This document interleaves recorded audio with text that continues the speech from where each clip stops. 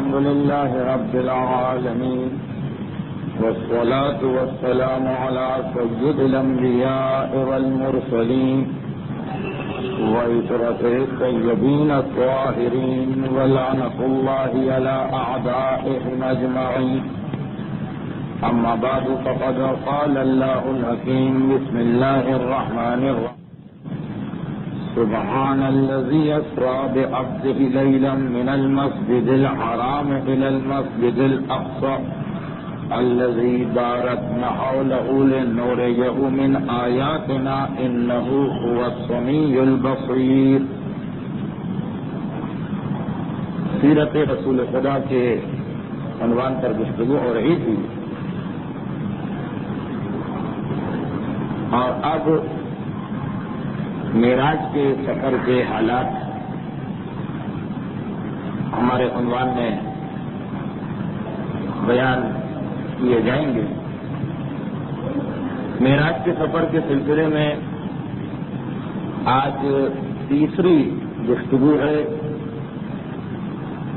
پہلی تقریر میں پیغمبر اسلام کے سفر کا دنیاوی حصہ بیان کیا گیا کہ مسجد الحرام یا مسجد الحرام سے ملے ہوئے ام ہانی کے گھر سے براق سواری پہ پیغمبر اسلام کا سفر شروع ہوتا ہے جو دنیا کے مختلف مراحل سے گزر کے بیت المقدس کے اختتام کو پہنچا. دوسری تقریر میں آسمانوں کے سفر کا آغاز بیان کیا گیا کہ بیت المقدس میں انبیاء کی جماعت کی امامت فرمانے کے بعد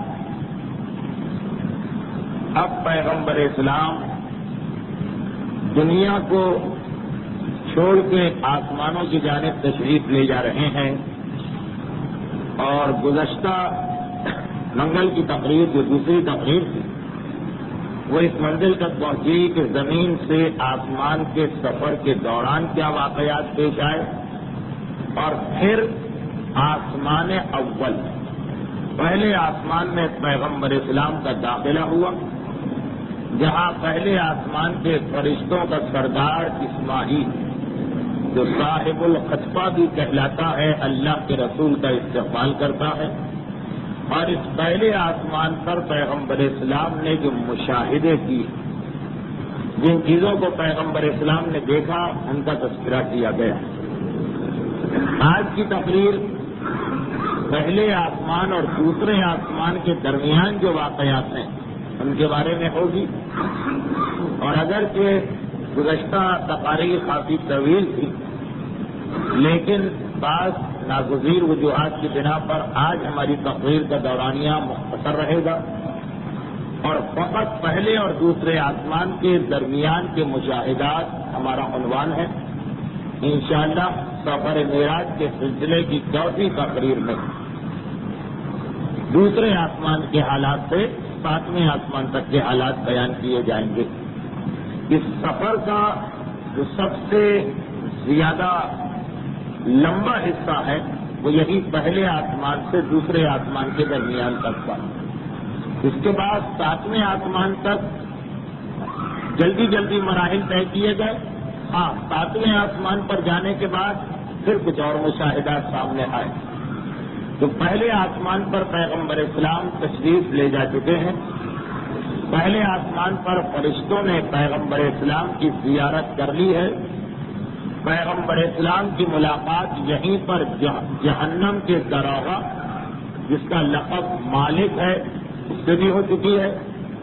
اس کے بعد پیغمبر اسلام کی ملاقات کسی آسمان پر جناب آدم سے بھی ہوئی جو اپنی نیک اور راہ حق سے ہٹی ہوئی اولاد کو دیکھ کر کبھی خوش ہوتے ہیں اور کبھی غمگین ہوتے ہیں. اور پھر اسی آسمان کے آخر میں پیغمبر اسلام کی ملاقات ملک الموت سے ہوئی. کچھ باتیں ایسی ہیں جو مجھے معراج کی ہر تقریر میں شروع میں بیان کرنا پڑ رہی ہیں اور بعض اوقات اچھا بھی محسوس نہیں ہوتا لیکن کیا کیا جائے اس کے بغیر بعض اعتراضات ذہنوں میں پیدا ہو سکتے ہیں. پہلی بات تو یہ ہے کہ معراج کا سفر ایک مرتبہ نہیں کئی مرتبہ ہوا ہے، اس لیے کچھ ایسی چیزیں ہیں جو پہلے سفر میں کسی اور آسمان پر تھی، دوسرے سفر میں کسی اور آسمان پر۔ خود جناب آدم ہی کا تذکرہ پہلے آسمان پر بھی ملتا ہے اور تیسرے آسمان پر بھی، لیکن پہلے سفر معراج میں جناب آدم آسمان اول میں تھے۔ ملک الموت کے بارے میں روایت یہ بھی ہے کہ وہ پہلے آسمان پہ پیغمبر سے ملا، ایک روایت یہ ہے کہ چوتھے آسمان پر پیغمبر اسلام سے ملا۔ تو یہ الگ الگ سفر معراج میں الگ الگ واقعات پیش آئے، لیکن میں کوشش یہ کر رہا ہوں کہ پہلے سفر معراج کی حالات زیادہ تفصیل سے بیان کیے جائیں، اس لیے اگر آپ کو کسی کتاب کے مطالعے کے دوران تفصیلات میں کوئی فرق نظر آئے گا تو اس کی وجہ روایتوں کا فرق ہوگی، اور روایتوں کا فرق اس لیے ہوگا کہ کتاب میں کسی اور معراج کی تفصیل ہوگی، تقریر میں پہلے سفر معراج کی تفصیل بیان کی جا رہی ہے۔ دوسری بات یہ ہے کہ پہلی دو تقاریر میں بھی اس کی ضرورت تھی، لیکن آج کی تو پوری تقریر بغیر اس نقطے کو سمجھے ہوئے نہیں ہو سکتا، سمجھ میں نہیں آ سکتی کہ پیغمبر اسلام کا علم جبرائیل سے زیادہ، جبرائیل پیغمبر اسلام کے نہ استاد ہے، نہ رہبر ہے، نہ ہادی۔ البتہ جبرائیل کا اپنا مقام بھی بہت بلند ہے، لیکن پیغمبر کے مقام کو جبرائیل کے مقام سے ملانا تو نسبت ہی نہیں۔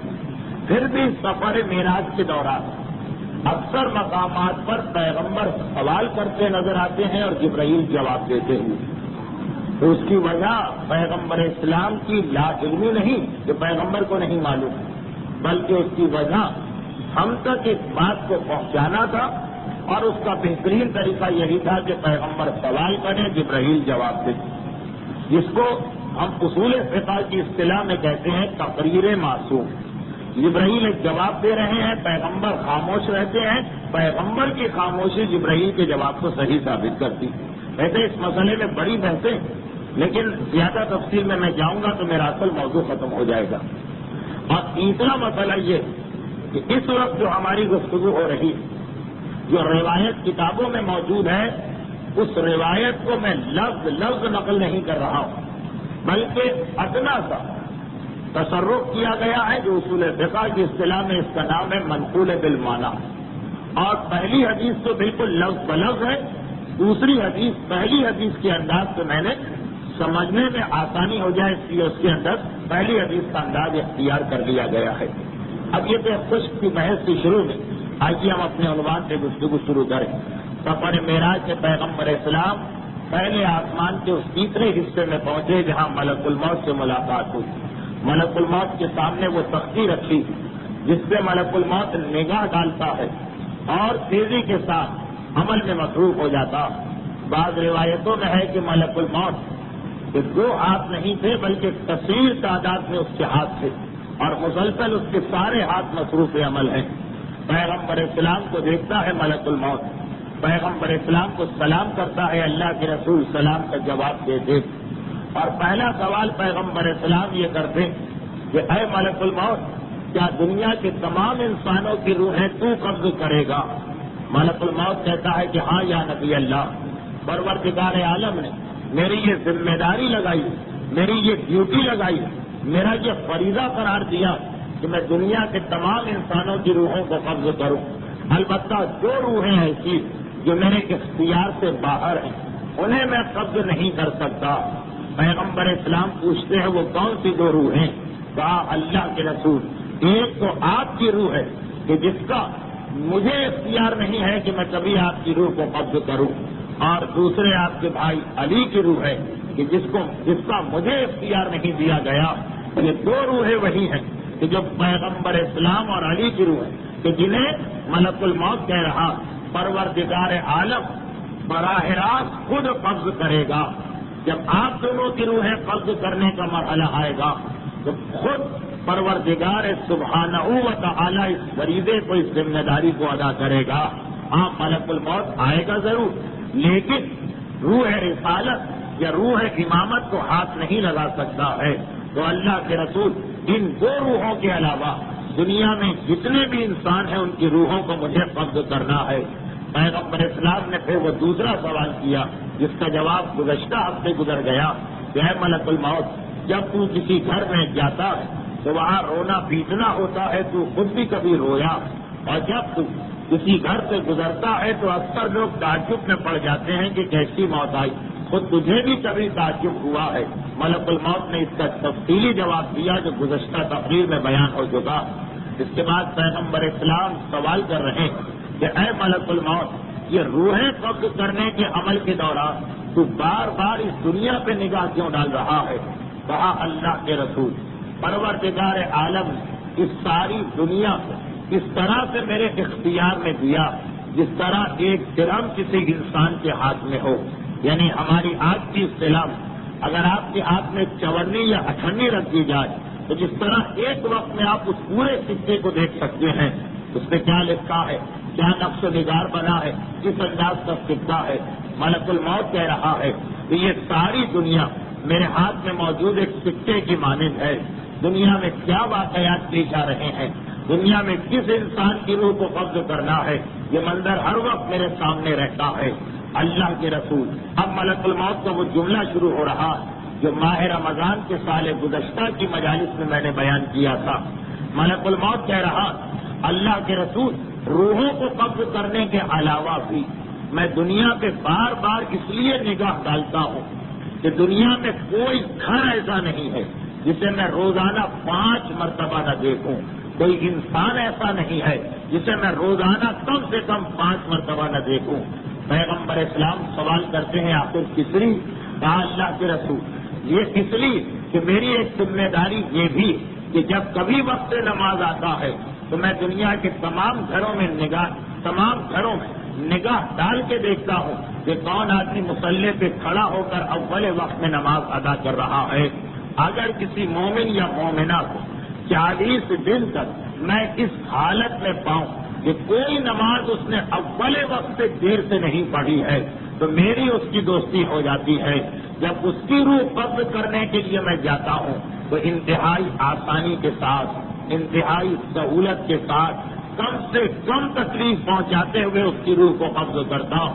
اس کے علاوہ باقی انسانوں کی روح قبض کرنے جب میں جاتا ہوں تو وہ ایسی کیفیت ہوتی ہے کہ روح قبض کرنے کا مسئلہ اپنی جگہ، خالی میری شکل دیکھتے ہی وہ انسان بے ہوش ہو جاتا ہے، اور جب میں اس کے گھر والوں کا رونا پیٹنا سنتا ہوں تو کہتا ہوں کہ تمہیں کیا ہو گیا؟ کوئی آج میں پہلی مرتبہ تو تمہارے گھر میں نہیں آیا اور آخری مرتبہ بھی تمہارے گھر میں نہیں آیا، اس سے پہلے بھی تمہارے گھر کا چکر لگا چکا ہوں، اس کے بعد بھی تمہارے گھر میں آتا رہوں گا جب تک کہ اس گھر میں ایک بھی زندہ آدمی موجود ہے، میرا آنا جانا رہے گا۔ تم اس مرنے والے پہ رو رہے ہو، بس ملک الموت کا آخری جملہ، تم اس مرنے والے پہ رو رہے ہو، مگر کیا تم نے سوچا ہے کہ کل میں تمہاری روح کو قبض کر رہا ہوں گا، اس وقت تم پہ کیا گزرے گی؟ پیغمبر اسلام اور ملک الموت کی گفتگو مکمل ہو گئی۔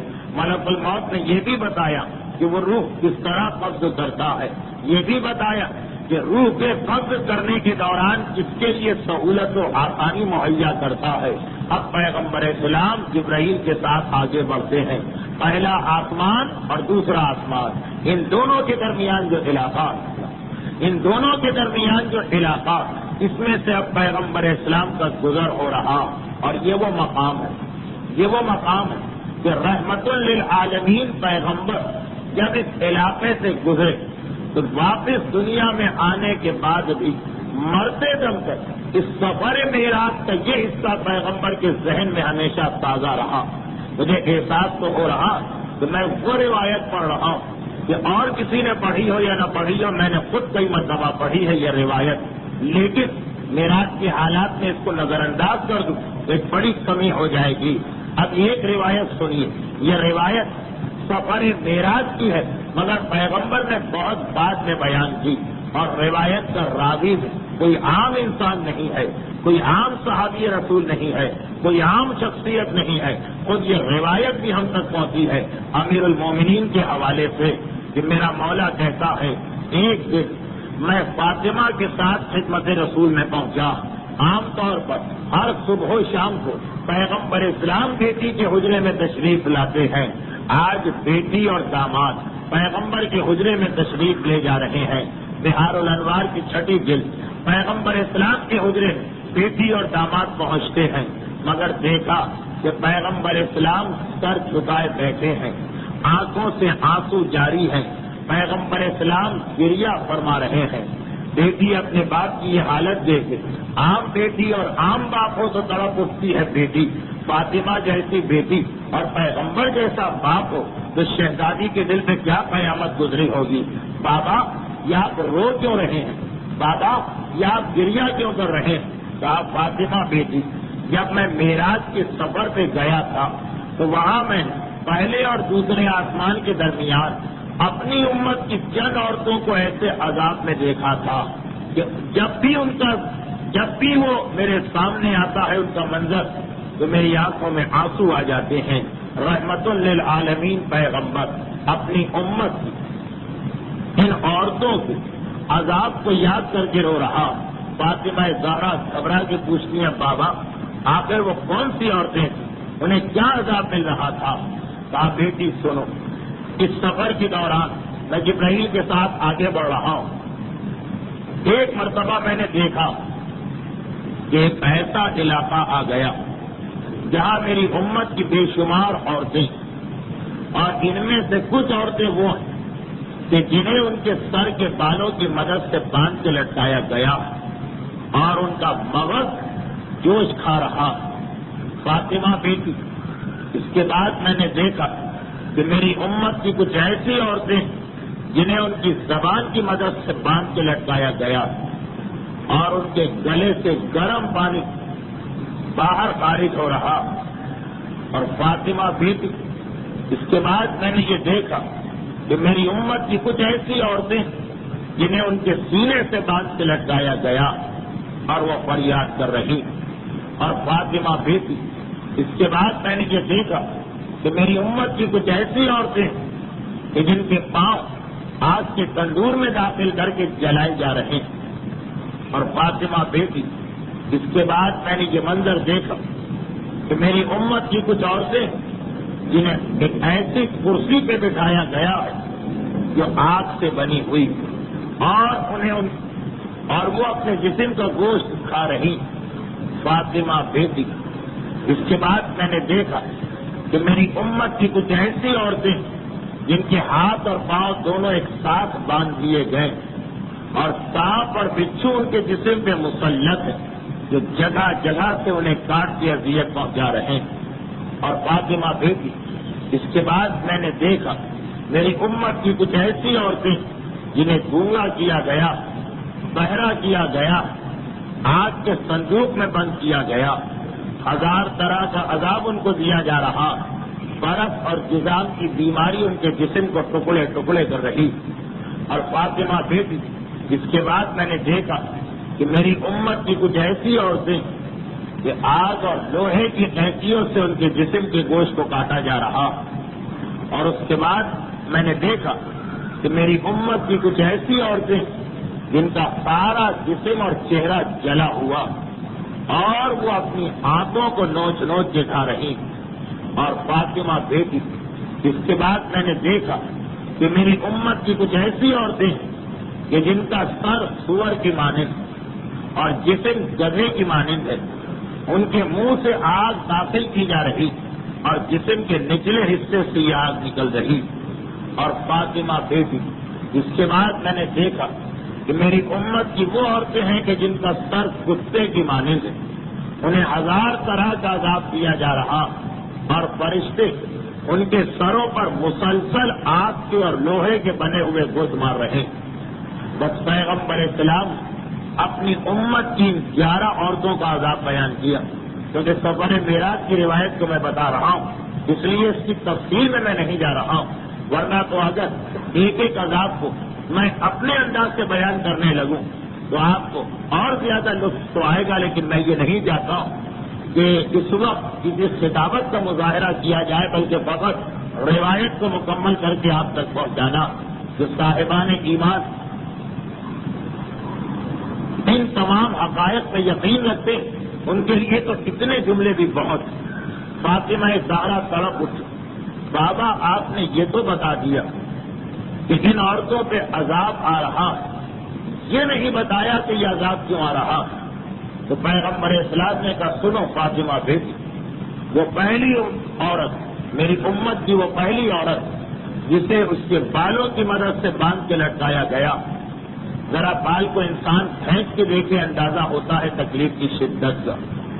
اور یہ عالم برزخ، عالم برزخ کی مدت انسان کی موت سے لے کر قیامت کی آمد تک 50,000 سال بھی ہو سکتے ہیں، 10,000 سال بھی ہو سکتے ہیں، 100 سال بھی ہو سکتے ہیں۔ بہرحال قیامت کے آنے تک جتنی مدت ہے اس پوری مدت میں یہ عذاب برداشت کرنا، منٹ 2 منٹ کی تکلیف نہیں، گھنٹے 2 گھنٹے کی مصیبت نہیں، مہینے 2 مہینے کی پریشانی نہیں، پورا عالم برزخ۔ وہ عورت کی جسے اس کے بالوں کی مدد سے باندھ کے لٹکایا گیا، یہ وہ عورت ہے کہ جو اپنے بال نامحرم مرد سے نہیں چھپاتی۔ اور فاطمہ بیٹی وہ عورت کے جسے اس کی زبان کی مدد سے باندھ کے لٹکایا گیا، یہ وہ عورت ہے کہ جو اپنے شوہر سے بد زبانی اور بد کلامی کیا کرتی۔ اور فاطمہ بیٹی وہ عورت جسے اس کے سینے سے باندھ کے لٹکایا گیا، یہ وہ عورت ہے کہ جو اپنے شوہر کے ساتھ سونے کو تیار نہ ہوتی۔ اور فاطمہ بیٹی وہ عورت کے جس کے پاؤں کو آگ کے تندور میں ڈال کے جلایا جا رہا، یہ وہ عورت ہے جو بغیر شوہر کی اجازت کے گھر سے باہر قدم رکھا کرتی۔ اور فاطمہ بیٹی وہ عورت کی جسے آگ کی کرسی پہ بٹھا کے اپنا گوشت کھلایا جا رہا، یہ وہ عورت ہے کہ جو اپنی زینت کو، جو اپنے جسم کو نامحرموں سے نہیں چھپاتی۔ اب یہ ایک الگ مسئلہ ہے جسم نہ چھپانا، اس کی سزا یہ، اور ایک مسئلہ ہوتا ہے خود اپنا جسم جان بوجھ کے دکھانا، اس کی سزا اور۔ پیغمبر اسلام فرما رہے اور فاطمہ بیٹی وہ عورت کہ جسے میں نے اس حالت میں دیکھا کہ اس کے ہاتھ پاؤں بندھے، ہاتھ پاؤں اگر بندھ جائیں تو ایک معمولی سی مکھی اور ایک معمولی سا مچھر ہی انسان کے لیے سب سے بڑی تکلیف بن جاتا، مگر اس کے ہاتھ پاؤں بندھے اور سانپ اور بچھو اس پہ مسلط، ایک چھوٹا سا کیڑا انسان کو کتنا تکلیف پہنچاتا، وہ جائیے کہ سانپ اور بچھو، اور ہل بھی نہیں سکتی، ذرا سا ان کو ہٹا بھی نہیں سکتے۔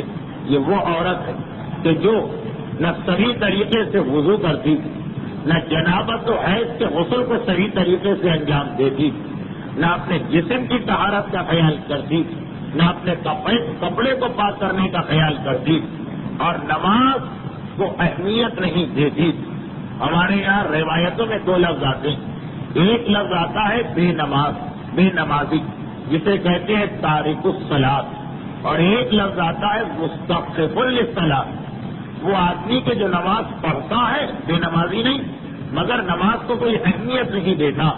جس طرح ایک عورت اگر گھر سے نکلنا ہو تو کتنی دیر وہ غور کرتی، شادی میں جا رہی ہے تو اس کا لباس الگ ہوگا، اور اگر کسی محفل میں جا رہی ہے تو لباس الگ، اور مجلس میں جا رہی ہے تو لباس الگ، اور بازار میں جا رہی ہے تو لباس الگ، اور اگر سردی کا موسم ہے تو لباس الگ، اور گرمی کا موسم ہے تو لباس الگ۔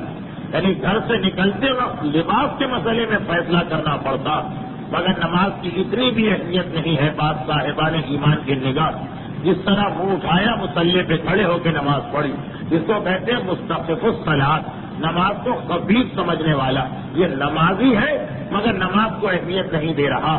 تو پیغمبر فرما رہے ہیں کہ یہ جو عورت جس کے سانپ اور بچھو جس کو کاٹ رہے ہیں اور ہاتھ و پاؤں بندھے، یہ طہارت حدثی اور خبثی کا خیال نہیں رکھتی اور نماز کو اہمیت نہیں دیتی۔ اور فاطمہ بیٹی وہ عورت کہ جس کو گونگا اور بہرا بنا کے آگ کے صندوق میں بند کر کے 1000 طرح کے عذاب دیے جا رہے ہیں، اور برس و جزام کا مرد اس کے جسم کے ٹکڑے ٹکڑے کر رہا، یہ وہ عورت ہے کہ جو زناکار اور ناجائز بچے کو اپنے شوہر کے نام سے مشہور کر دیتی اور اسے اپنے شوہر کی اولادوں میں شامل کر دیتی اور اسے اپنے شوہر کی میراث دلواتی۔ اور اے فاطمہ بیٹی وہ عورت کے جس کا جسم آگ اور لوہے کی قینچیوں سے جگہ جگہ سے کاٹا جا رہا، جگہ جگہ سے کاٹا جا رہا، اندازہ کرے گوشت کا کاٹا جانا اور جگہ جگہ سے کاٹا جانا، یہ وہ عورت ہے کہ جو اپنے آپ کو جان بوجھ کے نامحرم کے سامنے پیش کرتی ہے اور اپنی نمائش کرتی، اپنے آپ کو دکھاتی ہے نامحرم کو. اور فاطمہ بیٹی وہ عورت جس کا چہرہ اور جسم جلا ہوا اور وہ اپنی ہاتھوں کو نکال نکال کے کھا رہی، یہ وہ عورت ہے کہ جو نامحرم مرد اور عورت کو آپس میں ملایا کرتی. اور اے فاطمہ وہ عورت کہ جس کا سر کتے کا، جسم گدھے کا، منہ سے آگ داخل کر کے جسم کے نچلے حصے سے نکالی جا رہی، یہ وہ عورت ہے کہ جو جھوٹ کثرت کے ساتھ بولتی اور چغل خور ہے، ادھر کی بات ادھر اور ادھر کی بات ادھر لگاتی، معاشرے میں فساد برپا کرتی. اور فاطمہ بیٹی وہ آخری عورت کہ جس کا سر کتے کا ہے اور اسے 1000 قسم کے عذاب دیے جا رہے ہیں، خصوصاً اس کے سر پہ فرشتے آگ اور لوہے کے گرد مار رہے ہیں.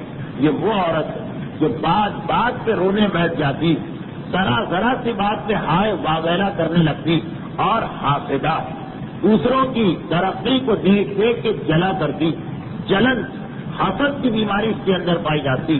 یہ اس کا عذاب جو پیغمبر اسلام اپنی آنکھ سے دیکھ کے آ رہے ہیں. اس کے بعد پیغمبر نے کہا اسی روایت کے آخر کہ کتنی خوش قسمت ہے وہ عورت کہ جس نے خدا کو اور اپنے شوہر کو راضی کیا، اور کتنی بدقسمت ہے وہ عورت کہ جس نے خدا کو اور اپنے شوہر کو ناراض کیا. پیغمبر اسلام نے یہ روایت سفر معراج کے درمیان مشاہدہ کی، مگر شہر مدینہ میں مولا اور فاطمہ جیسے گواہوں کے ذریعے ہم تک پہنچائی.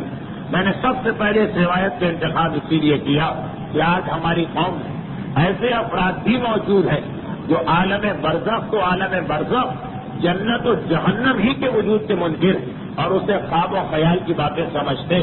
یہ پیغمبر اسلام کا آنکھوں دیکھا مشاہدہ سفر معراج کی پہلے اور دوسرے آسمان کے درمیانی خطے کے بارے میں تھا. اب اس کے بعد پیغمبر اسلام کی اسی مشاہدے کے دوسرے حصے سنیں. اب میں اتنا عرض کرتا چلوں کہ کیونکہ عذاب آپ نے فاتح سن لیے، اس لیے اگر ایک عام طریقے سے پڑھ دیا جائے تو اثر بھی نہیں ہوتا، زیادہ کچھ محسوس بھی نہیں ہوتا. لیکن کیونکہ یہ سیرت کی تقریر ہے، میں رنگینی سے بچتے ہوئے بہت سیدھے سادے الفاظ میں پیغام آپ تک پہنچا رہا ہوں. اب ان میں کئی عذاب ایسے اب جو آپ سنیں گے، یعنی عالم برزخ کے مناظر کہ جس میں کچھ چیزیں پہلے گزر گئی، کچھ چیزیں اسی دوران تکرار کی جائے گی. مگر روایت یہی ہے تمام مسلمانوں کی کتابوں میں، شیعہ اور سنی تمام علماء متفق ہیں کہ پیغمبر اسلام یہ فرما رہے ہیں کہ جب میں پہلے آسمان سے بڑھ کے دوسرے آسمان کی جانب چلا تو راستے میں میرا گزر ایک ایسے مقام سے ہوا جہاں میں نے اپنی امت کے مختلف گناہگاروں کو عذاب میں مبتلا دیکھا اور بعض فرشتوں کو مختلف دعائیں کرتے ہوئے سنا.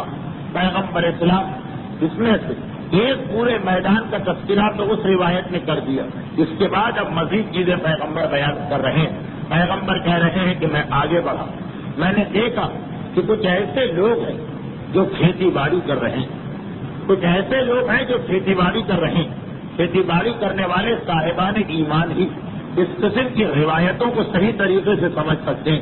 مگر اندازہ کریں، اگرچہ آپ میں سے بہت سے اس مرحلے سے نہیں گزرے ہوں گے، مگر اندازہ کریں کہ دنیا کا کتنا مشکل کام کہ بیج بونا اور کھیت کو تیار کرنا اور پانی لا کے ڈالنا اور فصل کی حفاظت کرنا اور پھر فصل کاٹنا اور پھر جا کے کچھ نفع ہاتھ میں آنا.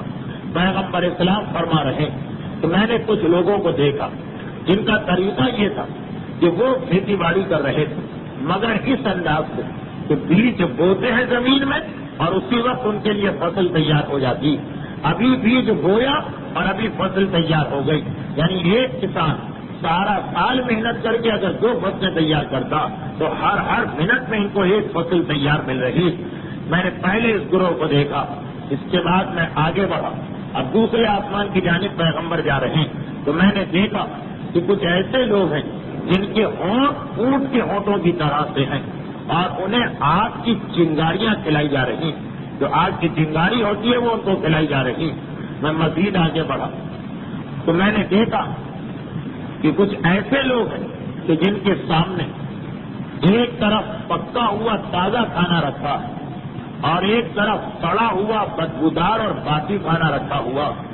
باسی بھی نہیں بلکہ سڑا ہوا اور بدبودار، مگر یہ لوگ اس تازہ پکے ہوئے کھانے کو چھوڑ کر اس سڑے ہوئے اور بدبودار کھانے کو کھا رہے ہیں، اور جو ان پہ گزر رہی انسان جب اس قسم کا کھانا کھائے تو کتنی اذیت میں مبتلا ہوگا، وہ اذیت وہ تکلیف ان پہ گزر رہی مگر مجبور کیا جا رہا ہے کہ یہ کھانا کھانا پڑے گا۔ اس کے بعد میں جب تھوڑا اور آگے بڑھا تو میں نے دیکھا کہ کچھ ایسے لوگ ہیں کہ جن کے ناخن تانبے اور لوہے کے بنے ہوئے، اور ان کو مجبور کیا جا رہا کہ وہ اپنے چہرے اور اپنے سینے کا گوشت اپنے ناخنوں سے نوچیں اور اس کے بعد اپنے اس گوشت کو کھائیں۔ اور میں کچھ اور آگے بڑھا تو میں نے دیکھا کہ ایک ایسا انسان ہے جسے پتھر کا لقمہ کھلایا جا رہا، باقاعدہ پتھر اسے کھانے پہ مجبور کیا جا رہا، پتھر جیسی سخت چیز کا حلق جیسے نرم و نازک حصے سے گزرنا، انسان کتنی تکلیف اور کتنی اذیت میں مبتلا ہوگا۔ ایک مرتبہ میں نے ٹھہر کے پوچھا، جبرائیل یہ کون لوگ ہیں کہ جن کا میں مشاہدہ کر رہا ہوں؟ جبرائیل امین نے کہا، اللہ کے رسول یہ آپ کی امت کے مختلف لوگ ہیں۔ میں نے پوچھا وہ پہلا گروہ کن کا ہے؟ کہا وہ پہلا گروہ راہ خدا میں جہاد کرنے والوں کا ہے، جن کو اللہ نے اعمال میں اتنی برکت دی کہ جیسے ابھی بیج ڈالا اور ابھی فصل تیار ہو گئی، انہیں انتظار کرنے کی ضرورت نہیں، جو نیکی انہوں نے کی ہے اس کا اجر و ثواب ان کو فوراً مل رہا۔ ہم تو آج نمازیں پڑھ رہے ہیں، اس کا ثواب کب ملے؟ ہم تو آج دین کی پابندی کر رہے ہیں، اس کا اجر کب ملے؟ مگر جو مجاہدین راہ خدا وہ آج نیکی کرتے ہیں اور ان کی اجر و ثواب کی فصل تیار ہو جاتی، یہ مجاہدین راہ خدا۔ میں نے پوچھا اور وہ کون لوگ ہیں جن کے ہونٹ اونٹ کی ہونٹوں کی طرح سے ہیں اور آپ کی چنگاریاں ان کو کھلائی جا رہی ہیں؟ جبرائیل نے کہا، اللہ کے رسول یہ وہ خطیب ہیں جو غیر ذمہ داری کے ساتھ تقریر کرتے ہیں اور معاشرے میں فساد برپا کر کے چلے جاتے ہیں، وہ غیر ذمہ دار مقرر، وہ غیر ذمہ دار خطیب جن کو خود بھی نہیں پتا ہوتا کہ ہم کیا پڑھ رہے ہیں، ان کا کام پڑھنا اور جوش دلا کے چلا جانا، مگر اس کے نتیجے میں جو معاشرے میں فساد برپا ہوتا اس کی کم سے کم یہ سزا ان کو برزخ میں ملی، اب وہ جہنم اور قیامت اور پل صراط کو بہت بات کے مرحلے۔ میں نے پوچھا اور وہ تیسرا گروہ کون سا کہ جن کے سامنے پکا ہوا تازہ کھانا مگر اسے چھوڑ کے انہیں باسی سڑا ہوا اور بدبودار کھانا کھانے پہ مجبور کیا جا رہا؟ کہا، اللہ کے رسول یہ آپ کی امت کے وہ مرد اور عورتیں جنہیں پروردگار عالم نے نکاح کے ذریعے سے اپنی جائز خواہشیں پورا کرنے کا طریقہ بتایا مگر وہ اس حلال کو چھوڑ کے حرام کے راستے پہ جاتے۔ پیغمبر اسلام نے پوچھا اور اس کے بعد وہ کون سا گروہ تھا جس کے ناخن تانبے اور لوہے کے تھے اور وہ اپنے چہرے اور سینے کے گوشت کو نوچ نوچ کے کھا رہے تھے؟ کہا، اللہ کے رسول یہ وہ لوگ تھے جو صاحبان ایمان کے عیب ادھر سے ادھر پہنچایا کرتے تھے، غیبت کرنے والے اور صاحبان ایمان کی عزت و آبرو کو ختم کرنے والے۔ پیغمبر اسلام نے پوچھا اور اس کے بعد وہ کون سا گروہ جسے پتھر کا لقمہ بنا ہوا، پتھر کا لقمہ کھانے پہ مجبور کیا جا رہا؟ کہا، اللہ کے رسول یہ سود کھانے والے تھے، آپ کی امت کے وہ لوگ تھے جو دنیا میں سود کھایا کرتے تھے، اس وقت تو بڑا لطف آتا تھا، اس وقت تو بڑا مزہ آتا تھا، مگر اب اس کی سزا عالم برزخ میں برداشت کرنا پڑ رہی۔ پیغمبر اسلام فرماتے کہ میں مزید آگے بڑھا، ابھی دوسرے آسمان کی جانب سفر جاری، یہ درمیانی خطہ، میں مزید آگے بڑھا تو میں نے دیکھا کہ دو فرشتے مجھ کو نظر آئے، ایک فرشتہ دائیں طرف کھڑا، ایک فرشتہ بائیں طرف کھڑا، ایک آواز دائیں طرف کا فرشتہ دے رہا، ایک آواز بائیں طرف کا فرشتہ دے رہا۔ بائیں طرف کا فرشتہ آواز دیتا اور کچھ لوگوں کے چہرے پہ خوشی آ جاتی، بائیں طرف کا فرشتہ آواز دیتا اور کچھ لوگوں کے چہرے پہ غم آ جاتا، یعنی اردو محاورے میں وہ سر پکڑ کے بیٹھ جاتے۔ میں مزید آگے بڑھا، میں کچھ اور آگے بڑھا تو میں نے دیکھا کہ کچھ ایسے لوگ ہیں کہ جنہیں زمین پہ لٹایا گیا اور بڑے بڑے پہاڑ، بڑے بڑے پتھر ان کے سروں پہ پھینکے جا رہے ہیں، جس کے نتیجے میں ان کا سر ٹوٹتا، مغز پھسکتا ہے، ہڈیاں ٹوٹتی ہیں اور ایک مرتبہ خون جاری ہوتا، تھوڑی دیر گزرتی پھر ان کے سروں کو صحیح کیا جاتا، مگر اس لیے نہیں کہ معاف کر دیا گیا بلکہ اس لیے کہ دوبارہ اسی پتھر سے ان کے سر کو کوٹا جائے، ان کے سر کو پیسا جائے، ان کے سر کو توڑا جائے۔ کہ پیغمبر آنکھوں دیکھی بات فرما رہے ہیں. پیغمبر اسلام کہتے ہیں کہ میں مزید آگے بڑھا, تھوڑی دور گیا تو میں نے دیکھا کہ کچھ ایسے لوگ ہیں کہ لوہے اور آگ کی قینچیوں سے ان کے رخسار کی اور ان کے ہونٹوں کے گوشت کو کاٹا جا رہا, ہلکا ہلکا, آہستہ آہستہ, آرام آرام سے گوشت کو کاٹا جا رہا اور اس کے بعد ان کو کھلایا جا رہا. پیغمبر اسلام فرماتے ہیں کہ میں مزید آگے بڑھا, میں تھوڑی اور دور گیا تو میں نے دیکھا کہ کچھ ایسے لوگ ہیں جن کو فرشتوں نے گرفتار کیا ہوا اور انہیں آگ کھانے پہ مجبور کر رہے ہیں, جو ان کے حلق سے داخل ہوتی اور جسم کے نچلے حصے سے اس طرح نکلتی کہ سارے جسم کو جلاتی ہوئی آ رہی.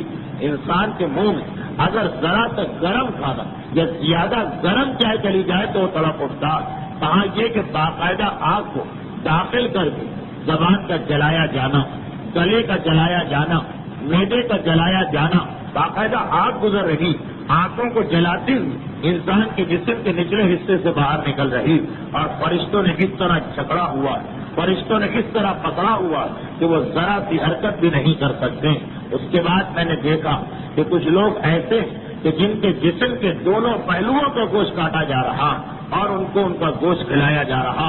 میں نے رک کے پوچھا, اے جبرائیل امین, یہ تو بتاؤ کہ یہ سارے کون لوگ ہیں؟ کہا اللہ کے رسول, یہ آپ کی امت میں آپ کے ماننے والے ہیں. میں نے پوچھا کہ ان واقعات کا مطلب کیا؟ کہا کہ اللہ کے رسول, وہ پہلی منزل پر جو 2 فرشتے آپ نے دیکھے, وہ دائیں طرف والا فرشتہ آواز لگاتا کہ پروردگارا, جو تیری راہ میں اپنے مال کو خرچ کرتا تو اس کے مال میں برکت عطا فرما, تو اس کے مال کو کئی گنا بڑھا دے. بس یہ آواز لگتی ہے اور راہ خدا میں خرچ کرنے والوں کا مال ایک دم سے بڑھ جاتا, ان کے مال میں اضافہ ہو جاتا. اسی لیے وہ چہرے مسکراتے ہوئے نظر آتے جنہوں نے راہ خدا میں کوئی خرچہ کیا. اور الٹے ہاتھ والا فرشتہ وہ آواز لگاتا کہ اللہ پروردگارا, جنہوں نے تیری راہ میں پیسہ خرچ کرنے سے بخل کیا, کنجوسی سے کام لیا, تو ان کے اس مال کو ضائع کر دے جسے انہوں نے بچانا چاہا. اللہ کے راستے میں خرچ نہیں کریں گے, اس مال کو جمع کرنا چاہا تو اس کو ضائع کر دے. اور نتیجہ یہ ہوتا کہ یہ فرشتہ آواز لگاتا ہے اور ایسے کنجوس و فقیر لوگوں کا سارا مال ضائع ہو جاتا. چنانچہ وہ سر پکڑے نظر آتے کہ ارے ہم نے تو مسجد کی تعمیر میں اس لیے چندہ نہیں دیا تاکہ مال جمع ہو جائے, ہم نے تو فلاں پرچار کی مدد اس لیے نہیں کی کہ ہمارا مال جمع ہو جائے. یہاں تو الٹا معاملہ ہو گیا, ایسا نقصان پہنچا کاروبار میں کہ جو کچھ ہاتھ میں تھا وہ بھی نکل گیا. یہ کیوں؟ یہ اس فرشتے کی دعا ہے, پروردگارا جو تیرے راستے میں مال کو خرچ کرنے سے کنجوسی کرتا ہے تو اس کے مال کو ضائع کر دے. اور اللہ کے رسول, اس کے بعد جس دوسرے گروہ کو آپ نے دیکھا کہ جن کے سروں کو پتھروں سے کوٹا جا رہا تھا, یہ وہ لوگ تھے جو اپنی صبح کی نماز کو قضا کرتے تھے اور نماز پڑھنے کے لیے بستر سے نہیں اٹھا کرتے تھے. یہ 5 نمازیں قضا کرنے والے کا عذاب نہیں, یہ صرف 1 نماز قضا کرنے والے کا عذاب ہے.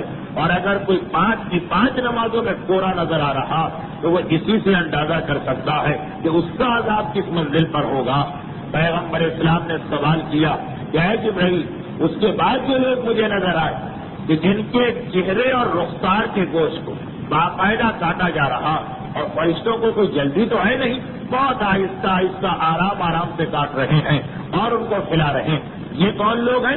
کہا یہ آپ کی امت کے وہ علماء جو کہتے سب کچھ ہے مگر خود کچھ نہیں کرتے ہیں, بے عمل علماء, لوگوں کو عمل کی نصیحت کرنے والے, لوگوں کو عمل کی بات بتانے والے مگر خود مقام عمل میں بالکل صفر ہیں. پیغمبر اسلام نے فرمایا کہ اے جبرائیل, اس کے بعد جس گروہ کو میں نے دیکھا جنہیں فرشتوں نے اچھی طرح سے جکڑا ہوا اور انہیں گرم گرم آگ کھلائی جا رہی, یہ کون لوگ؟ جن کا سارا جسم, جن کا اندرونی جسم پورا کا پورا آگ سے جلا ہوا. اور دیکھیے یہ جو آگ کھلا کے نکالی جا رہی, یہ جسم انسانی کا وہ راستہ ہے جو سب سے نازک راستہ ہوتا. یہ کون لوگ ہیں؟ کہا اللہ کے رسول, یہ وہ لوگ ہیں جن کا قرآن نے تذکرہ کیا. یہ عذاب تو قرآن میں آیا, ان الذین یاکلون اموال الیتامی سیاکلون النار وسیصلون سعیرا, سورہ نساء آیت نمبر 10. وہ لوگ جو یتیموں کے مال کو کھا جایا کرتے ہیں, ان قریب ہم ان کو آگ کھلائیں گے, یہ قرآن کہہ رہا. اللہ کے رسول یہ آپ کی امت کے وہ لوگ ہیں جن کے ہاتھ میں یتیم کا مال آتا اور وہ یتیم کے مال کو ہضم کر جاتے ہیں، وہ یتیم کے مال کو کھا جاتے ہیں، ان کا یہ عذاب ہے۔ یتیم کے مال کا مسئلہ بڑا اہم ہے۔ ہمارے یہاں اس مسئلے میں بے انتہا غفلت برتی جاتی۔ کسی کا انتقال ہوا، اس کے بچے یتیم، اس کی بیوہ تک تو حق نہیں ہے کہ اپنے مرنے والے کے نام پہ مثلاً کوئی مجلس کرا دی، فاتحہ کروا دی، مسجد میں پیسے دے دی، فقیر کو جوڑا دے دیا مرنے والے کے مال میں سے، اپنے حصے میں سے دے سکتی، یتیم کے حصے میں سے نہیں دے سکتی۔ یہ بڑی ذمہ داری جو ہمارے یہاں انتہائی غفلت میں مبتلا ہے لوگ۔ شب معراج عالم برزخ اللہ کا رسول اپنی آنکھوں سے یہ منظر دیکھ کے آ رہا۔ پیغمبر اسلام نے پوچھا کہ اے جبرائیل، اور وہ آخر والا گروہ کون سا تھا؟ وہ کون سے لوگ تھے کہ جن کے پہلوؤں کے گوشت کو کاٹا جا رہا اور انہیں کھلایا جا رہا؟ اللہ کے رسول یہ وہ لوگ تھے جو مومنین کے عیب کو ڈھونڈا کرتے تھے۔ ایک تو ہوتا ہے مومن کے عیب کو بیان کرنا، لیکن ایک اس سے بھی بڑی خرابی، آپ نے کچھ لوگوں کو دیکھا ہوگا کہ جن کے دماغ میں بدی ایسی بھری ہوتی کہ وہ جب کسی پہ نگاہ ڈالتے ہیں بری نگاہ ڈالتے ہیں، جب کسی کے عمل کو دیکھتے ہیں یہ خیال نہیں ہوتا کہ اس میں سے کوئی اچھا پہلو نکالے۔ ان کی پوری کوشش ہوتی ہے کہ کسی کی کوئی غلطی ان کی پکڑ میں آ جائے، کسی کی کوئی برائی ان کی پکڑ میں آ جائے۔ بھائی ہر انسان غیر معصوم ہے، ہر انسان سے کوئی نہ کوئی خطا ہوتی، مگر بعض لوگوں کی نگاہ ایسی مائکروسکوپک ہوتی، ایسی خوردبینی نگاہ ہوتی کہ جب پڑے گی مومن کے عیب پہ نگاہ پڑے گی اور ایک عیب وہ ڈھونڈ کے نکالتے ہیں اور پورے معاشرے میں پھیلانے لگتے ہیں۔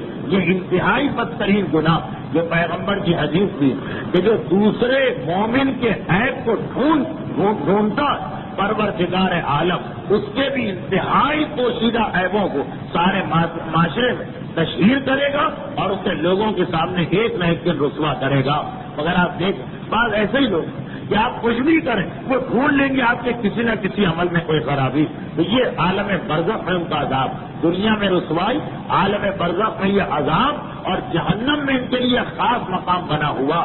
وہ تو انشاءاللہ جو ہمارا موت کا سلسلہ چل رہا، شاید اس رمضان میں تو توفیق نہ ہو سکے، آئندہ سالوں میں اس کی تفصیل آئے گی، جہنم کا مسئلہ وہاں حل ہوگا۔ خیر پیغمبر اسلام نے پوچھا یہ کون سا گروہ؟ شاید یہ وہ لوگ جو مومنین کے عیب کو ڈھونڈا کرتے ہیں، کسی کی کوئی خرابی پکڑ میں آ جائے، کسی کا کوئی عیب پکڑ میں آ جائے، اور تانا دینے والے ان کی زبان جب چلے گی جیسے چھری چل گئی، ان کی زبان جب چلے گی جیسے کسی کے برچھی دے ماری۔ آپ نے دیکھا ہوگا کہ بعض لوگوں کی زبان ایسی ہوتی جو جملہ نکلتا ہے کانے والا، جو لفظ نکلتا ہے تنگ والا، زبان ان کی صحیح چلنا جانتے ہی نہیں۔ یہ اسلام کے اعتبار سے انتہائی بدترین مومن کہ جس کی نگاہ میں یہ خرابی کہ جب پڑے گا کسی کے عیب پر اس کی نگاہ پڑے گی، اور جب بولے گا زہر میں بجھا ہوا جملہ بولے گا، انسان کے تن بدن میں آگ لگ جائے۔ یہ بعض لوگوں کی زبان میں خرابی ہوتی۔ پیغمبر اسلام فرما رہے ہیں کہ جبرائیل نے بتایا کہ یہ وہ لوگ جنہیں برزخ کے قیام کے دوران پہلے تو پہلوؤں کا گوشت کاٹا جانا، یہ کتنی تکلیف، اور اس کے بعد پھر اپنا گوشت خود کھانا۔ پیغمبر اسلام فرما رہے ہیں کہ میں مزید آگے بڑھا، کچھ اور آگے بڑھا تو میں نے ایک اور منظر دیکھا۔ سب سے شروع میں جو روایت کا حصہ گزرا اس میں کھانے کی بات تھی، پکا ہوا کھانا اور کھڑا ہوا کھانا۔ اب یہ پیغمبر اسلام اس منزل پہ آئے، یہ 11ویں گروہ کا تذکرہ شروع ہو گیا۔ پیغمبر اسلام فرما رہے ہیں کہ اب جس گروہ کے قریب سے گزرا تو میں نے دیکھا یہ وہ لوگ ہیں جن کے سامنے ایک طرف حلال گوشت رکھا اور ایک طرف مردار کا سڑا ہوا گوشت رکھا۔ یعنی دیکھیے کتے کا گوشت ویسے غلیظ، لیکن اگر کتے کا گوشت سڑ جائے اور اس میں کیڑے پڑ جائیں وہ تو اور زیادہ غلیظ ہو جاتا، اور ان کو مجبور کیا جا رہا کہ یہ اس مردار کے نجس جانور کے اس سڑے ہوئے گوشت کو استعمال کرے۔ اب ان سے برداشت نہیں ہو رہا، قے ہو رہی، مگر ان کو کھلایا جا رہا، یہ تو تم کو کھانا پڑے گا۔ اللہ کے رسول فرماتے ہیں کہ میں مزید آگے بڑھا، میں تھوڑا اور آگے بڑھا تو میں نے دیکھا کہ کچھ ایسے لوگ ہیں جن کے بہت بڑے بڑے پیٹ ہیں، ان کے پیٹ بہت بڑے، اور یہ سارے پیٹ سانپ سے بھرے ہوئے ہیں۔ ان کے پیٹ میں سانپ ہیں جو ان کو جسم کے اندر سے کاٹ رہے ہیں۔ اتنے بڑے پیٹ ہیں کہ ان سے اٹھا نہیں جا رہا، اور بہت سارے آدمی پتہ نہیں کہاں سے آ گئے، وہ ان کو روندتے ہوئے جا رہے ہیں۔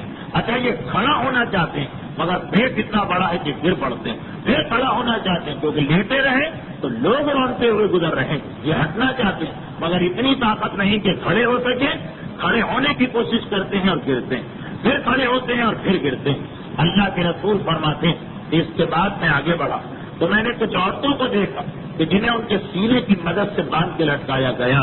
اس کے بعد میں مزید آگے بڑھا تو میں نے دیکھا کہ کچھ ایسے لوگ جو الٹے لٹکے ہوئے ہیں اور ان کا سر یعنی آدھا جسم آگ کے اندر اترا ہوا، آگ کے کنویں میں گیا ہوا، وہ آگ کی تو الٹا لٹکنا یہی کتنا بڑا عذاب، اور اس کے بعد آدھے جسم کا آگ میں جلنا، آگ کے کنویں میں ان کے آدھے جسم کو اتارا گیا۔ اس کے بعد میں نے کچھ ایسے لوگوں کو دیکھا کہ آگ کی سوئی سے رسی کی مدد سے ان کے ہونٹوں کو سیا جا رہا، پھر سلائی توڑی جاتی ہے، پھر سیا جاتا، پھر سلائی توڑی جاتی ہے، پھر ان کے ہونٹوں کو سیا جاتا۔ تکلیف کی اذیت سے وہ کانپ جاتے، تکلیف کی شدت سے وہ تڑپ تڑپ اٹھتے، مگر کوئی نہیں ہے وہاں پہ ان کا مددگار۔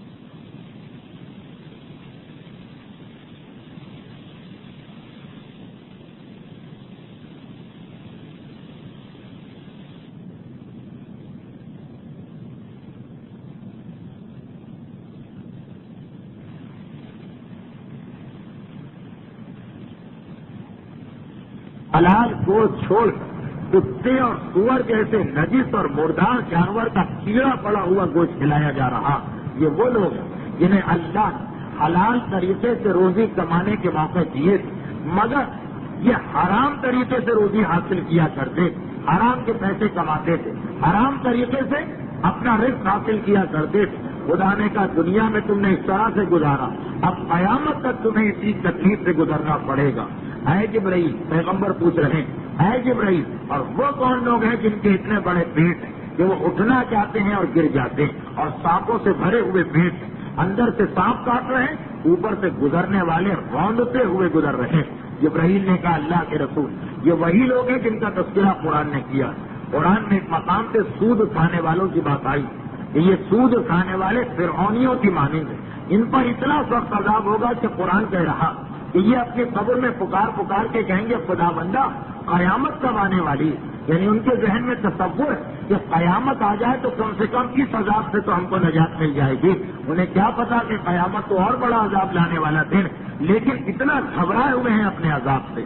ہم نے اور آپ نے تو معمولی طریقے سے سن لیا، اور چونکہ مجھے ہر صورت میں یہ پورا حصہ آج مکمل کرنا تھا اس لیے میں تفصیل میں بھی نہیں گیا، مگر اندازہ کیا جا سکتا کہ جو گروہ پکار کے قیامت کو یاد کر رہا ہے، ارے کاش قیامت آ جائے، وہ کتنی تکلیف میں ہے، وہ کتنی اذیت میں ہے۔ یہ ہے سود کھانے والے، وہ پتھر کا لقمہ کھانے والے بھی اور یہ بھی، لیکن سود میں فرق ہوتا ہے۔ یہ وہ لوگ ہیں اضعافاً مضافہ، جو کئی گنا کر کے سود کھاتے ہیں، جسے ہم لوگ اپنی زبان میں سود مرکب یا کمپاؤنڈ انٹرسٹ کہتے ہیں۔ پیغمبر اسلام فرماتے ہیں کہ میں نے پوچھا جبرائیل وہ عورتیں کون سی ہیں، تو ان عورتوں کو وہی قصور کہ جو پہلے والے واقعے میں آپ سن چکے کہ حرام کے نتیجے ان کے یہاں اولاد پیدا ہوتی ہے، شوہر کو بتائے بغیر شوہر کے بیٹوں میں اس کو ملا کے شوہر کے نام سے مشہور کیا جاتا ہے، شوہر کی میراث دلوائی جاتی ہے۔ یہاں پیغمبر روکے اور کہا کہ تباہی اور بربادی ہے اس عورت کے لیے جو غیر کے بیٹے کو اپنے شوہر کے بیٹوں میں ملا دے۔ اے جبرائیل، اس کے بعد وہ کون سا گروہ جنہیں الٹا لٹکا کے ان کے آدھے جسم کو آگ میں جلایا جا رہا؟ بھائی جلایا جائے تو پورا جسم، نہ جلایا جائے تو کچھ نہیں، یہ آدھا جسم کیوں جلایا جا رہا؟ کہا اللہ کے رسول یہ وہ لوگ ہیں کہ جو حلال طریقے سے تو رزق حاصل کر رہے ہیں مگر حلال و حرام کو ملا دیتے ہیں، حلال و حرام کو ملا دیتے ہیں۔ ان کے پاس حلال کی بھی کمائی ہے، حرام کی بھی کمائی، جن کے پاس مکمل حرام کی کمائی ہے ان کا عذاب تو اور سخت ہے، مگر یہ ملے جلی کمائی۔ ایسے کون سے لوگ ہیں؟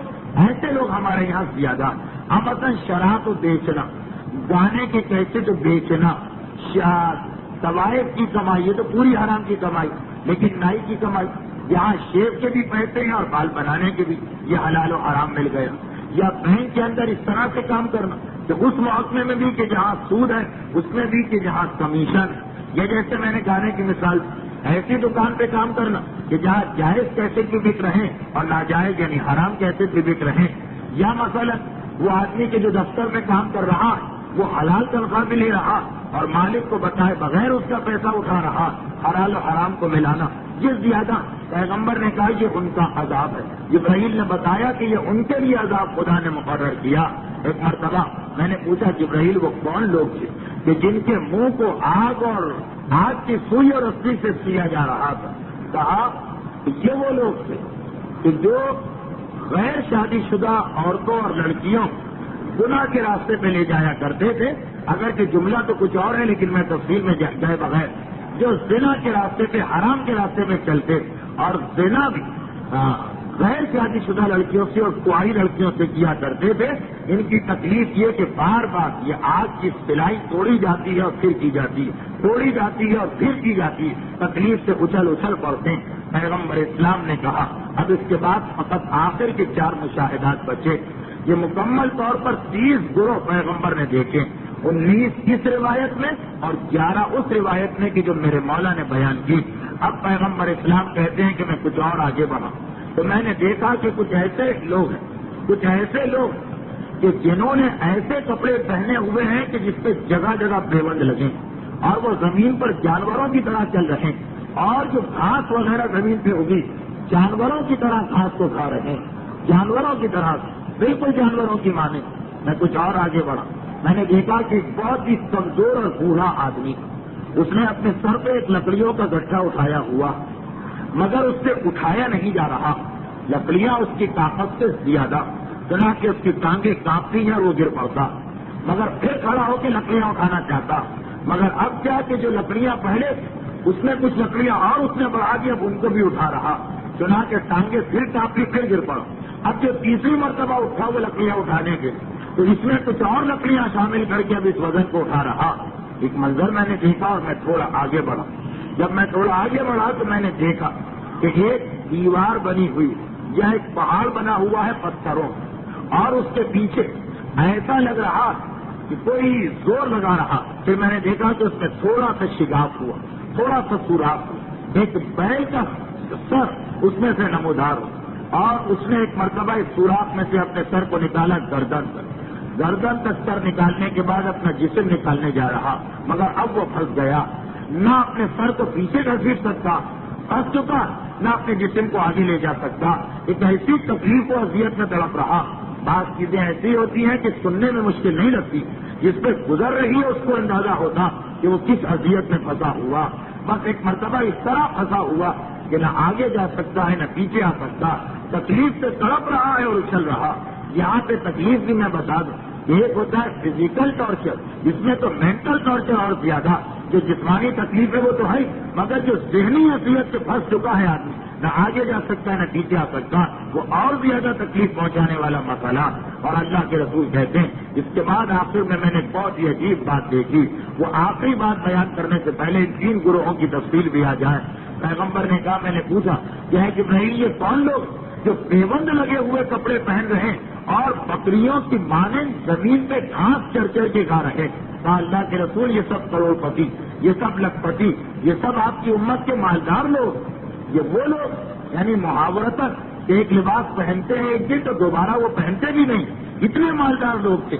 لیکن آج خدا نے اس لیے ان کو یہ عذاب دیا, پیوند لگے ہوئے کپڑے پہنو اور بکریوں کی طرح, گدھوں کی طرح, گھوڑوں کی طرح گھاس چرو. یہ وہ لوگ ہیں کہ جو اپنے مال میں سے زکات و خمس و خیرات نہیں نکالا کرتے.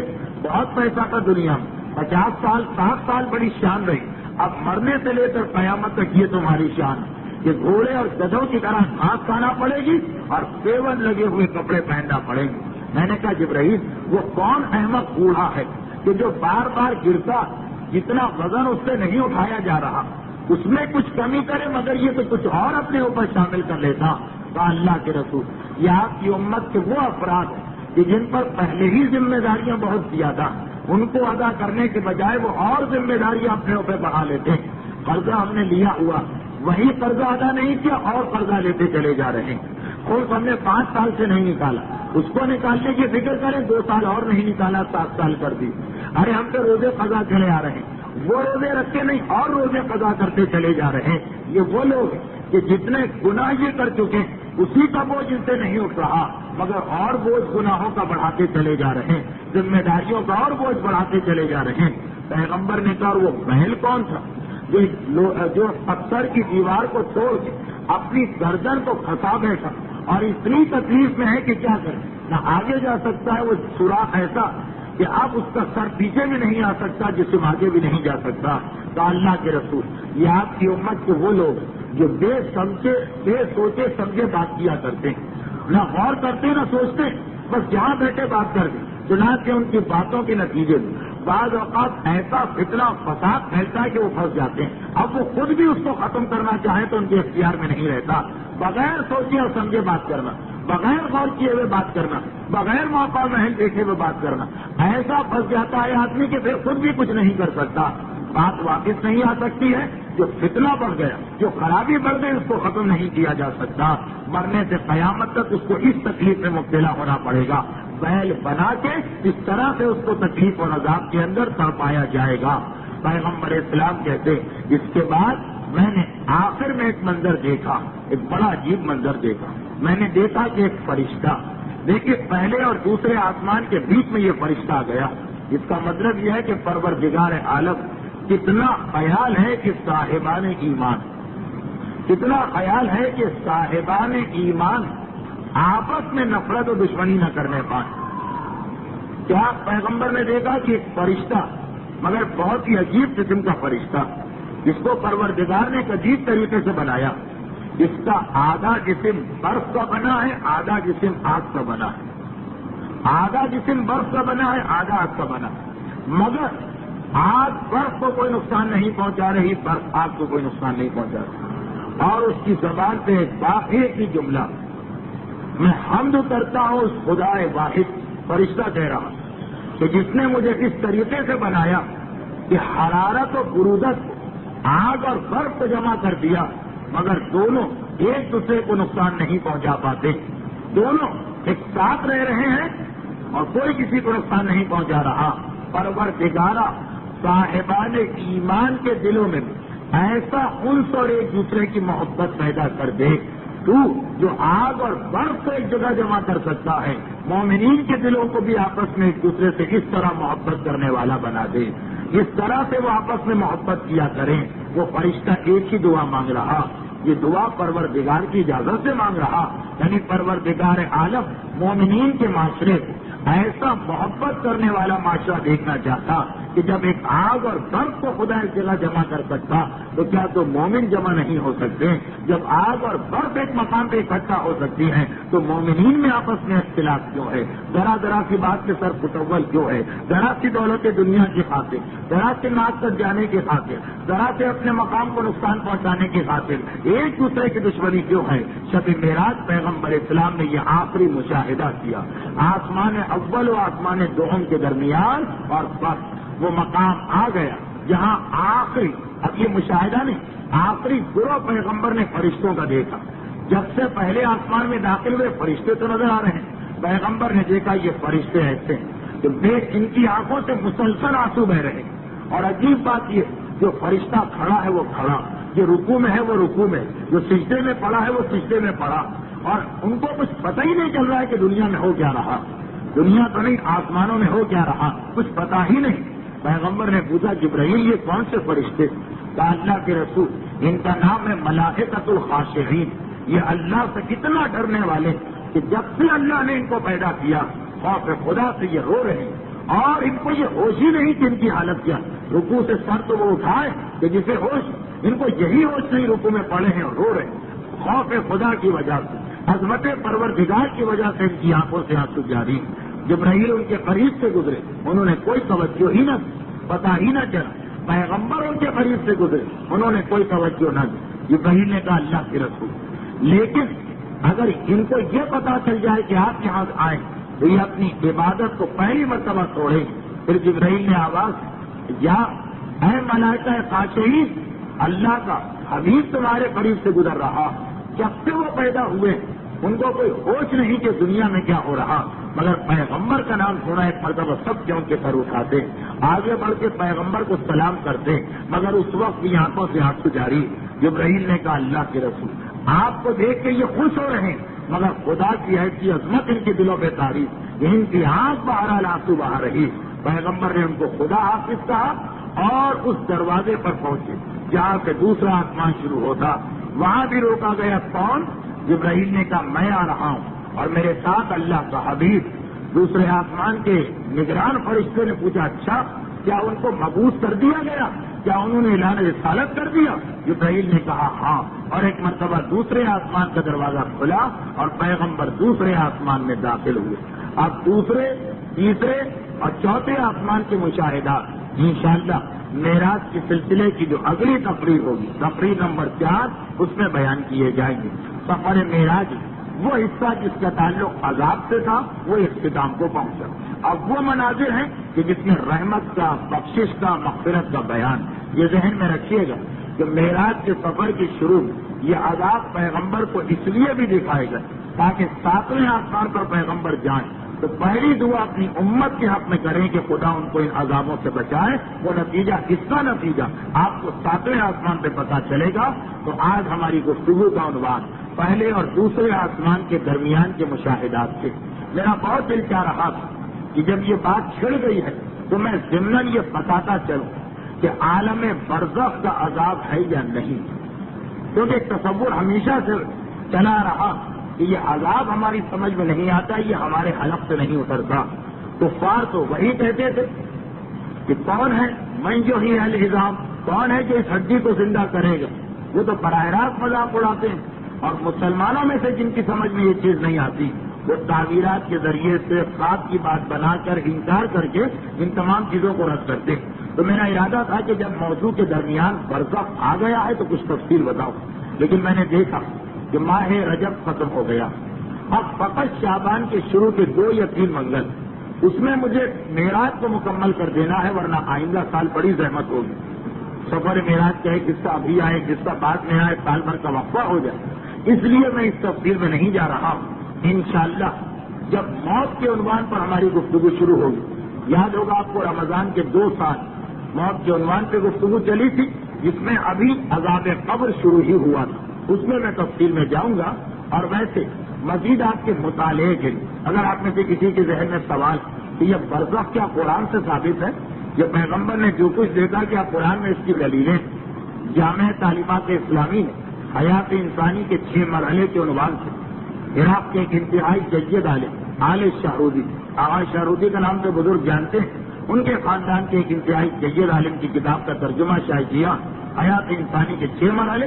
ہر ایک کو اسے پڑھنا چاہیے اور اس کے اندر بہت تفصیل کے ساتھ جتنے اعتراضات ہو سکتے ہیں عذاب کے اوپر یا برزخ کے اوپر یا جنت و جہنم کے جسمانی ہے یا بس خیالی، ان سب کا قرآن اور حدیثوں کے ساتھ جواب دیا گیا، بلکہ اس میں آپ کو یہ جملے ملیں۔ میں تو بہت احتیاط سے بات کرتا ہوں، اس کے باوجود مجرم بن جاتا ہوں کہ ہمارے بڑے بڑے علماء نے تو دعویٰ اجماع کیا کہ اگر کوئی اس کو نہیں مانتا تو اسلام سے خارج، وہ مسلمان ہی نہیں، یا کم سے کم وہ شیعہ نہیں۔ اور علامہ مجلسی جیسے علماء کے اقوال گزرے ہیں، وہ تفصیل اس کے اندر ہے۔ آج کی حد تک اتنی گفتگو مناسب ہے کہ برزخ کی تفصیلات میں جانے کا موقع نہیں رہا ہمارے پاس، اور بہتر بھی یہ ہے کہ ہم اپنے عنوان پر رہیں کہ معراج کے سفر میں کیا ہو رہا۔ انشاءاللہ اگلی تقریر میں آسمان دوم کے مشاہدات شروع ہوں گے۔ جیسا کہ دستور و طریقہ ہے کہ ہر تقریر کے اختتام پہ کچھ مسائل ہوتے ہیں۔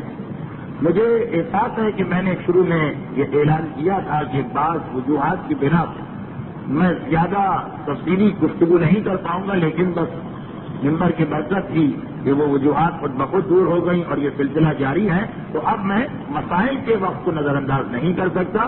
آپ حضرات میں بھی جو تشریف لا رہے ہیں ان کو یہاں کا دستور معلوم ہے، یہ امکان نہیں ہے کہ کوئی غلط فہمی میں آ کے بیٹھ گیا ہوگا، اس لیے مسائل کے لیے متوجہ ہوں، مگر اس سے پہلے ایک مرتبہ آواز بلند درود بھیج دے محمد علیہ وسلم۔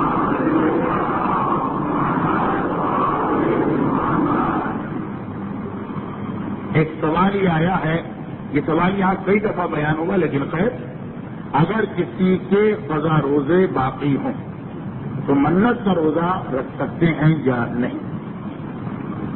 اچھا، اب یہ سوال اسی وقت سمجھ میں آئے گا ان لوگوں کے لیے جنہوں نے اس سے پہلے کے مسائل نہیں سنے۔ ایک پہلا مسئلہ بتانا پڑے گا۔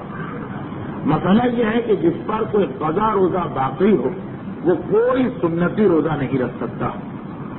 پرسوں ہی 27 رجب کا روزہ، پھر شعبان کے مہینے کے روزے، سب بہت اہم روزے قریب آ رہے ہیں، لیکن وہ مرد یا عورت کے جس پر کوئی بھی قضا روزہ باقی، اس کو حق نہیں ہے کہ وہ کوئی سنتی روزہ رکھے.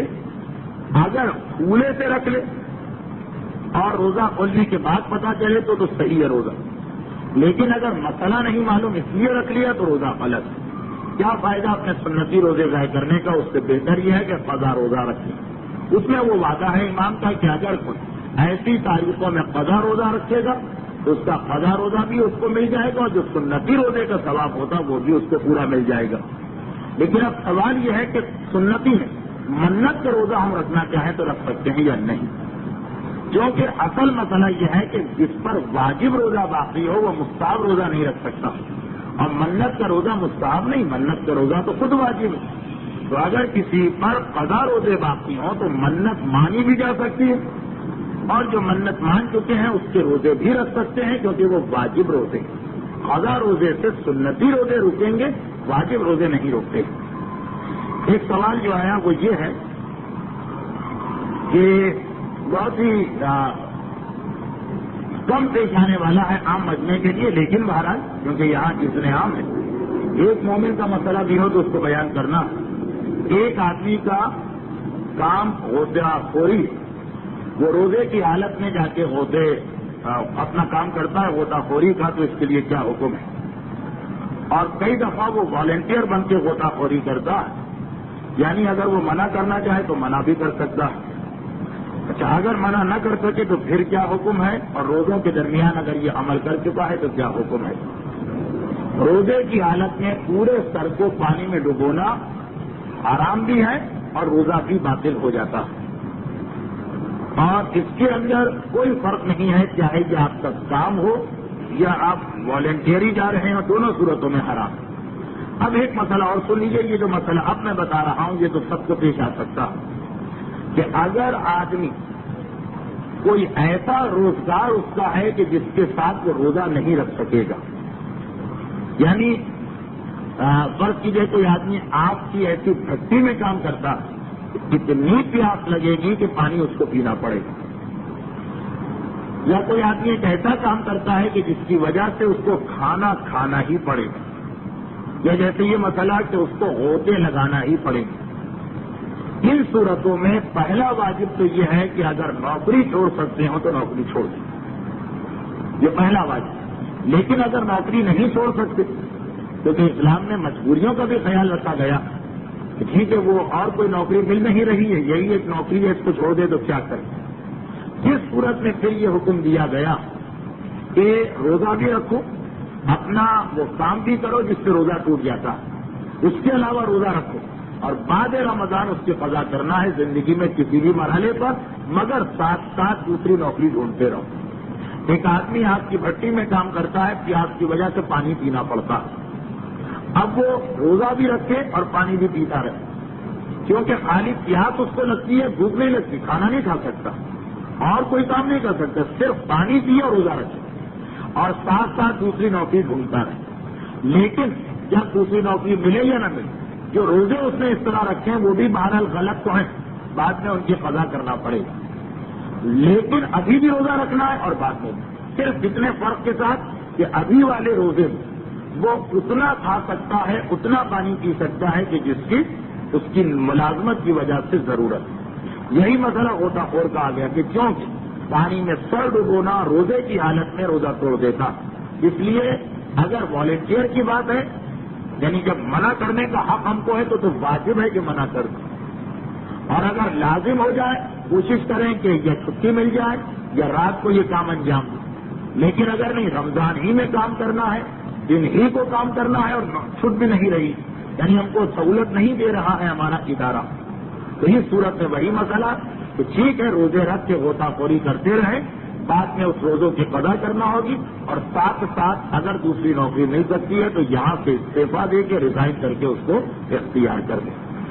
دوسرا مسئلہ آیا کافر اور مشرک کے بارے میں کہ اگر جو میں نے ایک مسئلہ بتایا تھا کہ کافر اور مشرک کے ہاتھ کا کھانا نہیں کھا سکتے، تو اب مسئلہ یہ ہے کہ وہ کچھ ایسے لوگ ہیں جو مسلمان ہیں، کافر نہیں، مگر وہ کافر اور مشرکوں کے ہاتھ کا کھانا خوشی سے کھاتے ہیں. اور اس کے بعد پھر یہ کہتے ہیں کہ قرآن مجید میں سورہ روم میں آیت 31 کے تحت نہیں، پھر انہوں نے پوچھا ہے کہ سورہ روم میں 31ویں آیت کے تحت جو مسلمان اس زمرے میں آتے ہیں ان کے بارے میں کیا حکم ہے؟ قرآن کی اس آیت کی تفسیر کو تو چھوڑیں، خلاصہ یہ ہے مسئلے کا، جس کے بعد یہ 2 مسائل مکمل ہو جائیں۔ خلاصہ یہ ہے اس مسئلے کا کہ کافر اور مشرک کے ساتھ کھانا کھانا تو حرام ہے اگر اس نے گیلے ہاتھ سے اس کو پکایا، یہ تو حرام ہے، اس سے اپنے آپ کو بچانا۔ البتہ جس کھانے کے بارے میں آپ کو شک ہو رہا ہے کہ اس میں اس کا گیلا ہاتھ لگا یا نہیں لگا، اور ایسی چیز ہے کہ جس میں کبھی ہاتھ لگتا ہے کبھی نہیں لگتا، فرق کیجیے ایک ایسی چیز ہے جس میں گیلا ہاتھ لگ کے رہتا اور آپ بلا وجہ شک کریں تو وہ شک نہیں کرے، لیکن ایک ایسی چیز ہے جس میں ہاتھ لگ بھی سکتا اور بغیر ہاتھ لگے بھی پکائی جا سکتی ہے وہ چیز، اور آپ کے سامنے کافر نے رکھ دی، آپ کو نہیں معلوم اس نے ہاتھ لگایا یا نہیں لگایا، تو شک کے عالم میں تو آپ اس کو استعمال کر سکتے ہیں۔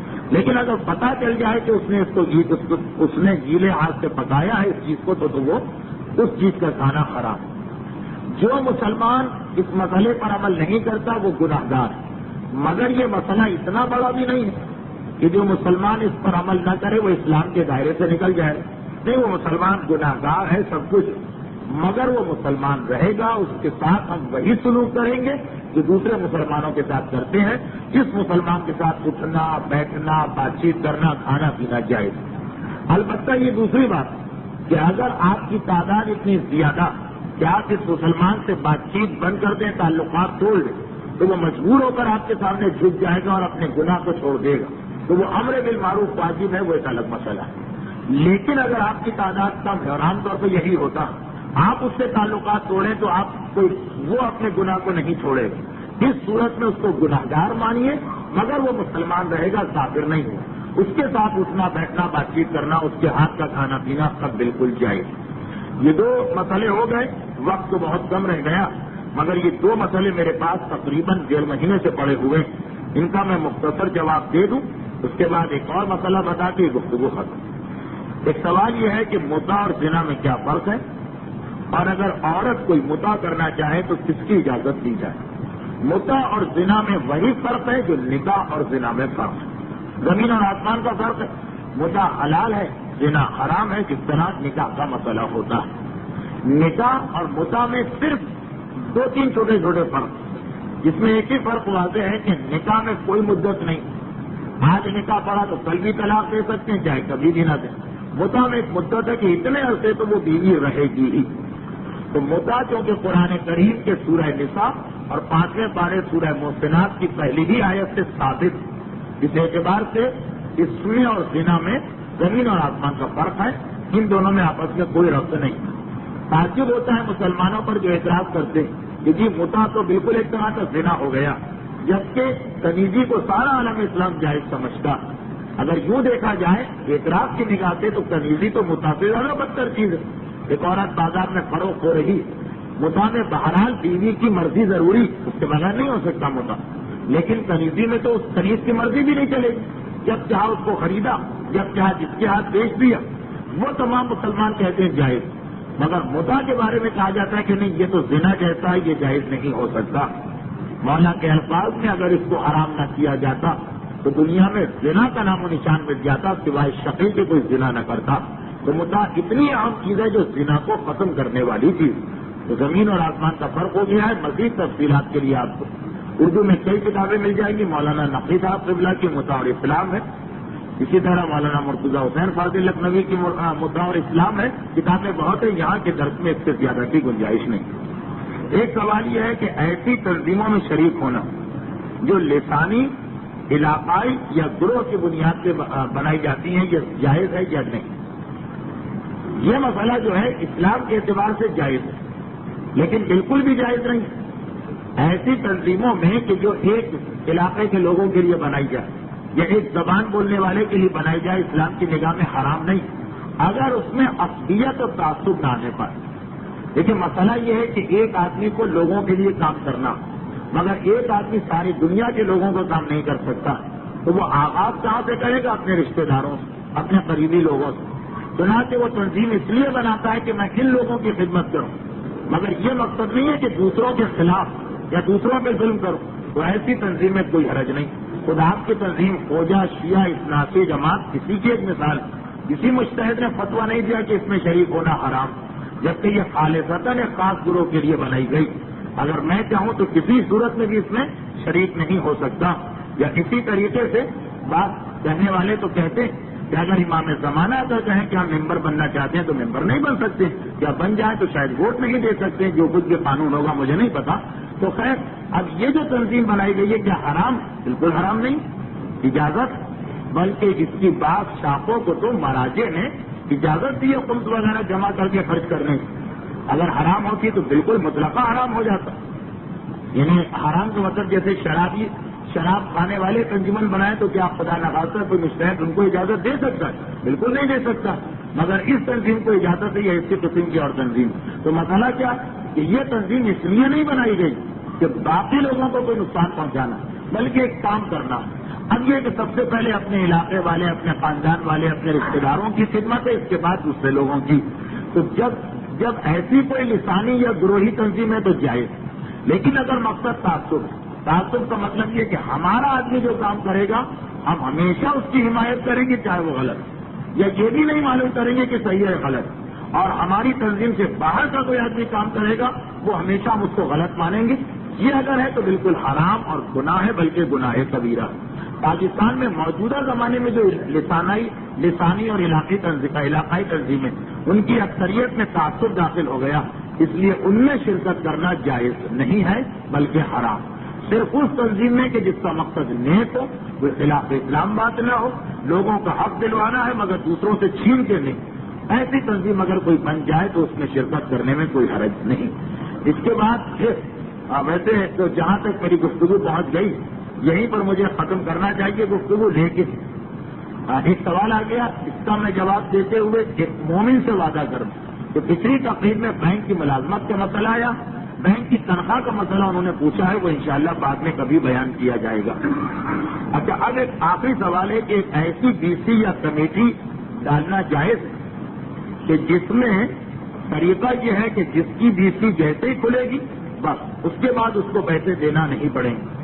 ہر مہینے مثلا ہم دے رہے ہیں، یا شروع میں اس کے ممبر بن گئے، اب ہر مہینے نام نکلے گا، جس کا نام جس مہینے نکل آیا اس کے بعد اس کو پورے پیسے مل جائیں گے، مزید نہیں دینا پڑیں گے. جی نہیں، ایسی بی سی یا کمیٹی میں شرکت کرنا جائز نہیں ہے، یہ حرام ہے. اور اگر اس میں نام دے چکے ہیں تو مزید قسطیں نہیں دیں گے، کوشش کریں گے کہ اپنا پیسہ واپس مل جائے. یہ مسئلہ آغا خود کو لکھ کے بھیجا گیا تھا، لیکن اس کا جواب بالکل ابھی 10 یا 15 دن پہلے پہنچا. آغا خمینی کا فتویٰ کیا ہے وہ نہیں معلوم. آغا خود کا جواب آ گیا ہے کہ اس قسم کی بی سی یا اس قسم کی وہ دوسری اسکیمیں جسے لکی اسکیم یا لکی نامی اسکیم یا لکی کمیٹی کہتے ہیں، ان سب میں حصہ لینا حرام ہے، اور جو پیسہ اس طرح ملے وہ پیسہ جائز نہیں ہوگا. وہ جو بی سی کا پرانا سسٹم ہے وہ بالکل ٹھیک ہے، اس میں کوئی حرج نہیں. اور اس کے بعد ایک آخری مسئلہ آج کی حد تک جس پر میں گفتگو اختتام کو پہنچاؤں گا وہ یہ کہ آغا کوئی نے واجب غسل میں اجازت دی، واجب غسل میں اجازت دی. عام طور پہ تو غسل کا یہی طریقہ مشہور ہے کہ نیت کریں، نیت کر کے سر و گردن دھوئیں، اس کے بعد سیدھی طرف کا آدھا جسم، اس کے بعد الٹی طرف کا آدھا جسم. لیکن آغا کوئی نے اجازت دی کہ آپ چاہیں تو نیت کریں پھر سر و گردن دھوئیں، پھر پورا جسم ایک ساتھ بھی دھو سکتے ہیں سیدھے اور الٹے کیے بغیر. ویسے تو سارے علماء آغا خمینی ہو یا آغا محسن حکیم ہو یا آغا بروجردی وہ سب قائل تھے کہ نہیں، پہلے سیدھا جسم دھلے گا پھر الٹا جسم دھونا واجب. موجودہ مراجع یہ کہ گزشتہ 40-50 سال کے مراجع آغا کوئی نے اس بات کی اجازت دی کہ غسل جنابت یا عورت کے جو غسل ہیں جو واجب غسل، بلکہ جتنے بھی غسل ہو واجب ہو یا سنت ہو، جمعے کا غسل ہو یا کوئی بھی غسل، اس میں جسم کے 2 حصے کر کے آپ غسل کر سکتے. سر و گردن کے بعد پورا جسم ایک ساتھ دھویا جا سکتا. البتہ ثواب اسی میں کہ پہلے سیدھی طرف کا دھوئے پھر الٹی طرف کا، سوائے غسل میت کو جو غسل دیا جاتا مردے، اس میں آگا کوئی بھی اس کے قائل ہیں، ان کا فتویٰ ہے واجب کہ میت کو غسل دیتے وقت 3 حصوں میں دھونا واجب. پہلے سر و گردن کو دھوئیں، پھر سیدھی طرف کے جسم کو، پھر الٹی طرف کے جسم کو. کیونکہ یہ مسئلہ مجھے بتایا گیا ہے اور میں نے تصدیق کی تو پتہ بھی چلا کہ کراچی کے بعض غسل خانوں میں غسل دینے والے اگر ذرا ضعیف یا بوڑھے ہوں، بلکہ بعض جگہ نوجوان بھی، زحمت و تکلیف سے بچنے کی خاطر جب میت کو نہلاتے ہیں تو پہلے سر و گردن دھو لیتے ہیں. اس کے بعد اصولاً تو ان کو پہلے پورا سیدھا جسم دھونا، پھر الٹا جسم دھونا، مگر اس میں وہ یہ دیکھتے ہیں کہ تکلیف ہو جاتی ہے کہ پہلے سیدھا جسم دھویا، پھر میت کو پلٹا گیا تاکہ سیدھے جسم کا جو پیچھے کا حصہ ہے وہ دھو لیا جائے، پھر میت کو پلٹا گیا، پھر الٹا جسم دھویا گیا، پھر الٹے جسم کا پچھلا حصہ. تو وہ بار بار میت کو پلٹ نہیں سکتے یا پلٹنا نہیں چاہتے. تو بعض غسل خانوں میں تو میں نے تصدیق بھی کی ہے اور ویسے بتایا تو بہت سے لوگوں نے تھا کہ لوگ اس مسئلے پر آغا ہوئی کے فتوے کا نام لے کے عمل کر دیتے ہیں کہ پہلے سر و گردن میت کی دھو لی، اس کے بعد میت کو پورا اوپر کا سامنے والا جسم دھو لی، اس کے بعد میت کو ایک ہی دفعہ پلٹ دیا تاکہ پیچھے کا پورا جسم ایک ساتھ دھل جائے، اور سمجھتے ہیں کہ یہ آغا کوئی نے اس کی اجازت دے دی. زندہ آدمی کے غسل میں اس کی اجازت ہے. مردہ اگر اس طریقے سے مردے کو غسل دیا جا رہا ہے تو وہ غلط ہے، وہ غلط ہے، وہ حرام ہے، وہ گناہ ہے.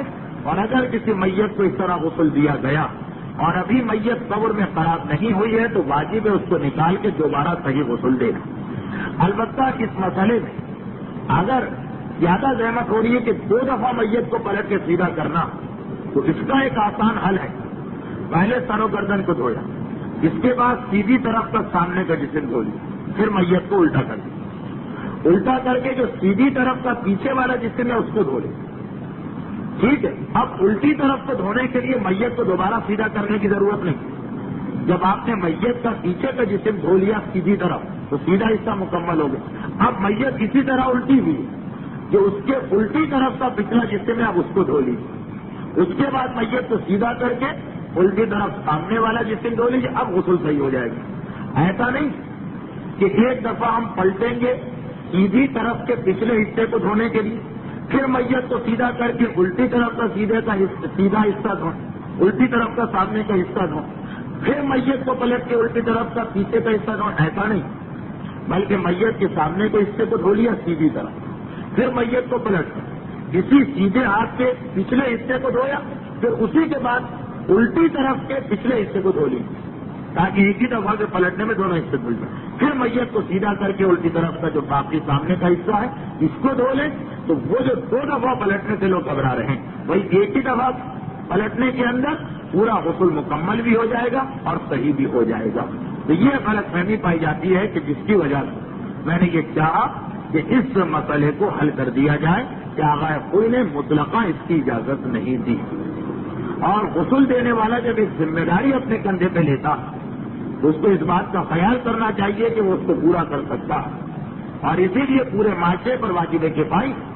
ایسا نہیں ہے کہ ہم اپنی بلا ٹالنے کے لیے جو بھی غسل کر رہا ہے اس پہ چھوڑ دیں. ایک مسئلہ رکھا گیا ہے اسلام میں کہ اگر آپ کو اطلاع ملی کہ کسی مومن کا انتقال ہوا تو اس کا غسل سب پہ واجب.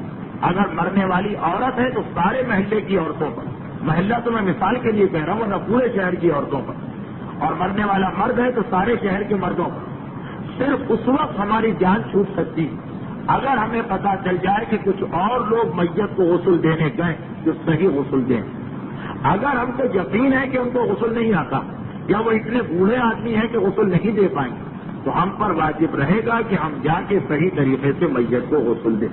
کیونکہ میت کو غسل دینا اور میت کو کفن پہنانا اور نماز پڑھنا اور دفن کرنا، یہ 4 چیزیں معاشرے کے تمام مسلمانوں پر واجب، تمام مسلمانوں کے لیے واجب. اس میں کسی کو چھوٹ نہیں دی جائے گی. بس 2 جملے میں کہہ دوں اور بات ختم ہو جائے گی. 25 رجب کا دن گزرا، چند ہی گھنٹے گزرے ہیں امام کاظم کی شہادت. اب مصائب پڑھنے کا موقع تو نہیں، تاریخ شہادت بھی گزر گئی ہے، لیکن یہ آخر میں اگر آج یہ تذکرہ نہ ہو تو عجیب لگے گا کہ ایک عام مسلمان کے لیے اتنی پابندی اسلام نے لگائی. تو امام معصوم اگر شہید ہو رہے ہیں تو کیا ان کے غسل و کفن و دفن کا مسئلہ مسلمان اپنے آپ کو بری ذمہ سمجھ سکتے؟ ہمارا 7واں امام یہ امتحان بھی دینا پڑا کہ بعض روایتوں کے مطابق ہارون نے شہید کرانے کے بعد ہارون نے شہید کرانے کے بعد حکم دیا کہ امام کا جنازہ بغداد کے پل پہ رکھ دیا جائے. حکم خدا سے میرا 8واں امام آ کر بابا کو غسل و کفن تو دے گئے، مگر بعض روایتوں کے مطابق 7ویں امام کے جسم پہ جو ہتھکڑیاں اور بیڑیاں تھیں وہ اسی حالت میں رہی. یہ ہمارے 7ویں امام کا امتحان ہے کہ شہادت کے بعد بھی ہتھکڑیاں اور بیڑیاں نہ اتر پائیں. اور کوئی یہ منظر دیکھ رہا ہو یا نہ دیکھ رہا ہو، شہزادی فاطمہ زہرا تو اپنے لال کی یہ حالت دیکھ رہی ہوں گی. آئے فاطمہ کیا گزری ہوگی جب 7ویں امام کا جنازہ اس حالت میں دیکھا ہوگا کہ میرا بیٹا ہے اور گلے میں توپ، شہادت کے بعد بھی ہے، ہاتھوں میں ہتھکڑیاں کفن کے بعد بھی ہیں، پاؤں میں بیڑیاں کفن کے بعد بھی ہے، اور جنازہ بغداد کے پل پہ رکھ دیا گیا. خلیفہ تو سمجھ رہا رات کے اندھیرے میں آنے جانے والے اور ان کی سواریاں جب امام کی لاشیں پہ سے گزرے گی تو یہ لاجا پامال بھی ہو جائے گا، توہین بھی ہو جائے گی. مگر پروردگار عالم کو دکھانا تھا، ایک معجزہ دکھانا تھا. چنانچہ سواریاں آئیں تو بغداد کے پل پر، مگر کوئی سواری کا جانور قدم آگے نہیں بڑھا رہا ہے. مالک کوڑے مار مار کے اپنے جانور کو زخمی کر رہے ہیں. جانور مر جانے کو تیار، مگر ایک قدم آگے نہیں بڑھا رہا ہے. یہاں تک کہ اگلی صبح آ گئی. خود ہارون کے بھائی کے ہاتھوں سے پروردگار عالم کو یہ معجزہ دکھانا ہے. بڑی شان سے 7ویں امام کا جنازہ اٹھا. سارے بغداد میں اسیر بغداد کے جنازے کی خبر پھیل گئی. 7ویں امام نے کتنے مصائب برداشت کیے، مگر شہادت کے بعد لاشے کی پامالی سے خدا نے بچایا. اب اندازہ کریں وہ کربلا کا شہید، اس کا امتحان کتنا سخت تھا کہ شہید بھی ہوا اور اس کا لاشا بھی پامال ہو.